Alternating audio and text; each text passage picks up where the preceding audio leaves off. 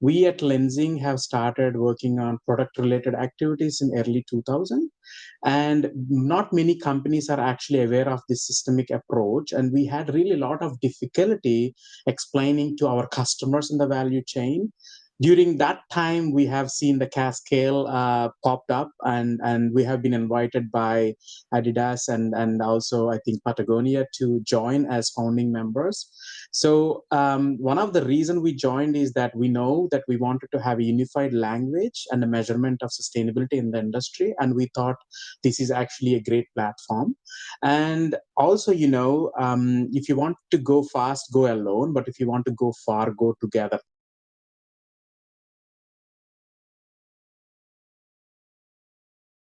When you are talking to a customer, you do not know what context they're operating, what kind of solutions they would prefer from you, and also what are the barriers for creating the solutions that you wanted to offer them. So all those things you need to understand by putting yourself into their shoes, right? So you need to understand what is actually going on there. So it's like building a puzzle, and if you need to build the puzzle, you need to bring all those parts, right? Different parts. So I would look at that way, that if we wanted to look at the transformation as a puzzle, and you need to bring those stakeholder views in the value chain, but also the affiliates, but also the policymakers. So I think this, you need to have a lot of conversations, dialogue to understand each other.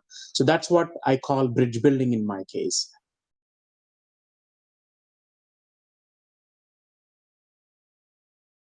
Yeah, I would say so.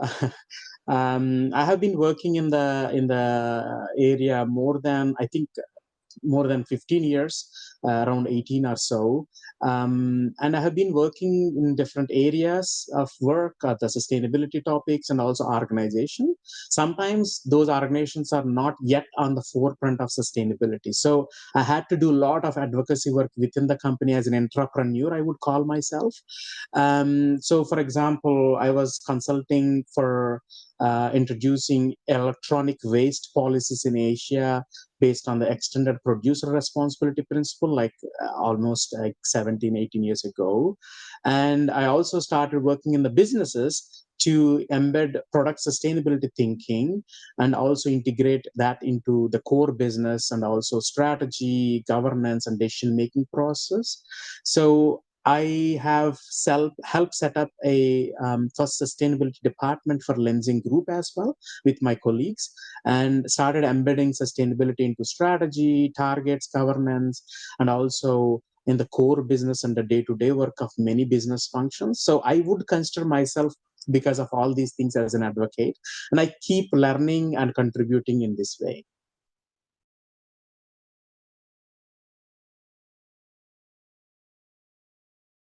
I think it's a really great question. As I said, like, we wanted to go far, and each of us have different competencies and also understanding about the system. So you need actually, um, in the case of transformation, you need governments, because government needs to fund innovations until they become scalable on their own. So at the same time, NGOs need to actually create the urgency required in the society, whether it's consumer awareness, but also in some cases to rally investors and other companies in the value chain. So you also need NGOs to actually address the biggest problems we are facing. And sometimes the capital markets also need to be roped in, and this is also coming through in some cases NGOs, but also some other organizations which can do that. So effectively, what I'm saying is we need to create a system for ecosystem of change. So without that ecosystem, we cannot bring that change, and every stakeholder has a role to play to bring that what do you call a level playing field, and also create the urgency for the change that we need to see in the world.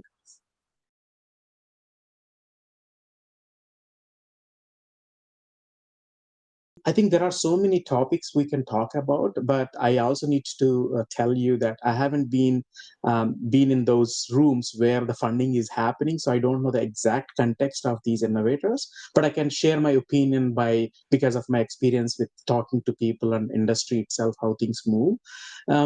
I believe, just to say, from the recent debacles we hear in the market, I believe industry and ecosystem has failed us, and we are not supporting innovators enough, and we are not changing our old ways.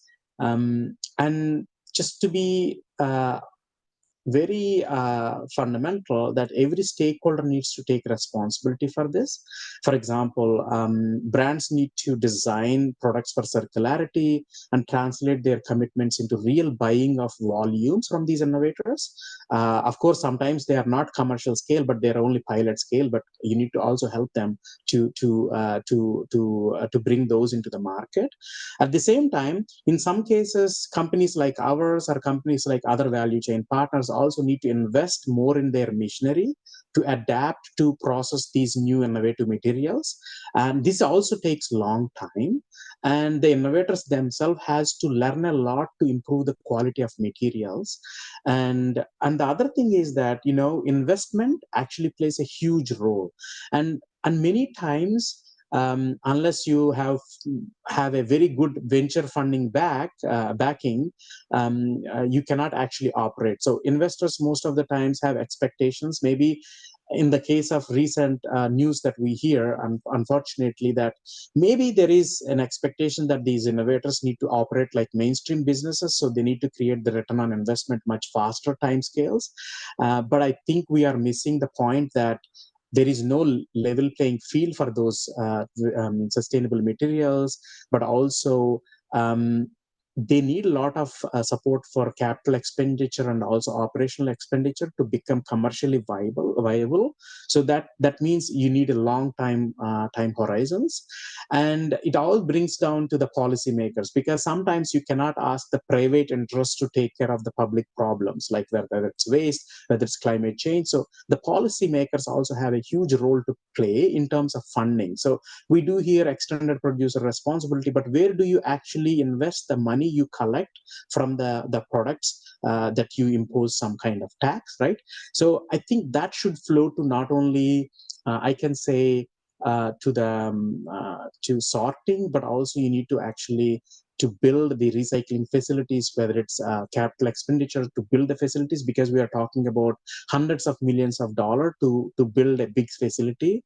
But also sometimes before, as I said, the changes that need to be done in the system, whether it's collection, whether it's design for circularity, whether it's sorting, the material that you actually receive is also not good quality to make a good material or good output out of it. So the OPEX cost to make it purified and all those things are also high.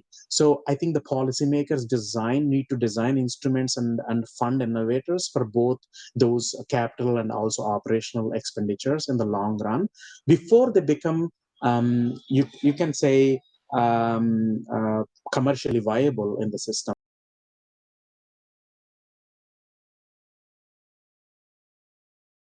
We as actually innovators also face the same challenges, but we had a different scale because we have a conventional product which is also helping us to actually survive in the market, right?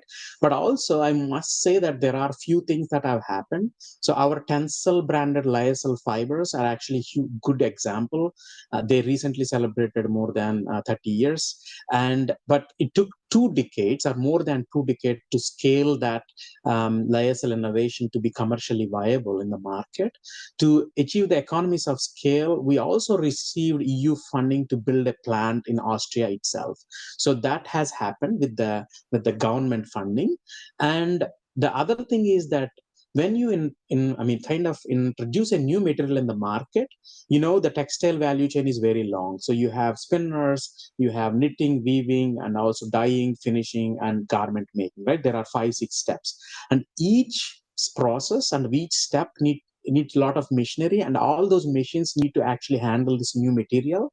So you need to also teach the whole value chain how to process your material. So we have had like 100 to 120 textile engineers traveling throughout the world for more than, I think, more than a decade to 2 decades, just teaching the value chain partners how to process our fibers in different settings. That took a lot of investment from the Lenzing, so we could actually invest that. And because of those investments for a long time, And also, we also work with a lot with the end customers like brands and retailers. So we have our business development and application development with the designers, and we have been working on developing those new product, new applications, and then creating the pull from the market, from the end consumer or end customer. So it's both the push in the textile value chain, but also pull from the brands and retailers and the government funding, and all those things came together. That's why we could actually succeed. I mean, without that also, it was really, really difficult. So this is one of the examples that I can tell you why we need an ecosystem to make them succeed.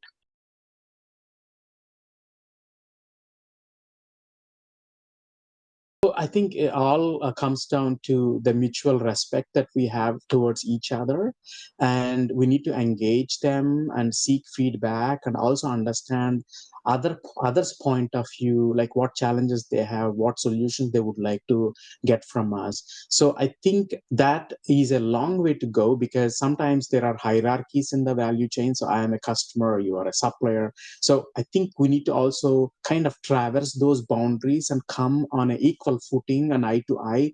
We need to discuss what is actually going on here. How can we actually reduce the impact of our products finally? What can we do differently here? So what are the ideas you have? So I think we need to be more like co-creators of the impact that we wanted to do, rather than I tell you, you do it. So for example, I have suppliers, and we have around 9,000 suppliers in Lenzing, and we have been working with at least a few of them, like 30, 40 of them for a long time, because we know that when we set our climate change target, we cannot actually reach the target ourselves, because more than 50% of our emissions come from our value chain, that is suppliers in the upstream value chain.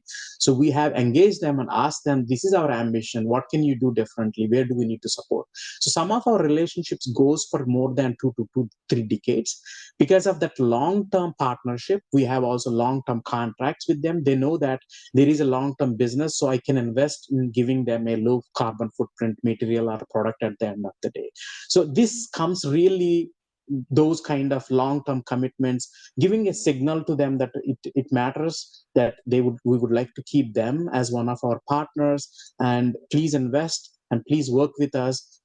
So and share the expertise in some cases. And sometimes you also need to kind of advocate for them with the policymakers. So you need to do all those things together, but it all comes by having this equal partnership and equal in the way we see each other and learn from each other and contribute to each other's success.